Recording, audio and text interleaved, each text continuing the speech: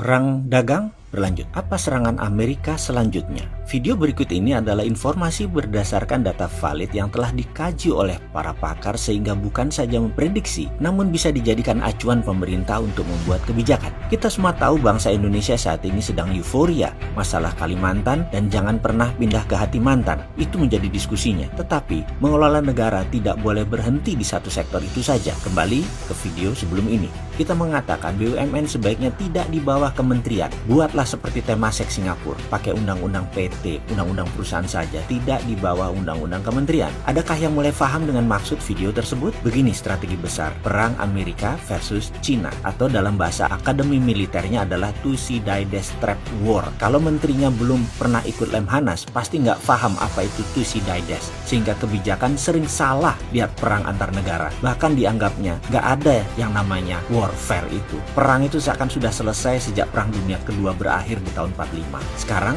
ke topik perang dua negara. Kita bahas Thucydides di chapter yang lain. Itu juga kalau pada minat pejabatnya. Amerika mulai menunjukkan taringnya saat ini ketika leader of the pack, Amerika itu ditantang oleh negara Cina. Apa yang dilakukan Amerika berikutnya? Amerika saat ini sedang melobi WTO, di mana Amerika menganggap perusak sistem ekonomi dunia saat ini adalah BUMN melawan swasta. Itu level playing field-nya berbeda. Sekali lagi, BUMN adalah regulator, ditambah kalau dia BUMN-nya kementerian, dia juga regulator. Melawan swasta yang cuma user daripada regulator. Jelas tidak seimbang. Amerika saat ini melobi WTO agar BUMN di bawah kementerian menjadi haram. Hartanya, uangnya disebut odious money atau uang najis. Tujuannya adalah Amerika ingin membekukan aset Cina yang didapat dari uang BUMN. Dengan demikian, kering dolar di tangan Cina karena tidak bisa digunakan. BUMN Cina akan ditarik karena BUMN Cina adalah war tour-nya obor. Itu targetnya Amerika. Kalau strategi Amerika melobi WTO berhasil, maka imbasnya akan ke Indonesia. BUMN Indonesia yang di bawah kementerian akan dibekukan juga dolarnya. Pertamina bayangkan tidak bisa impor minyak lagi. Dan apa yang terjadi jika Amerika dan Cina hanya dilihat kacamata perang dagang?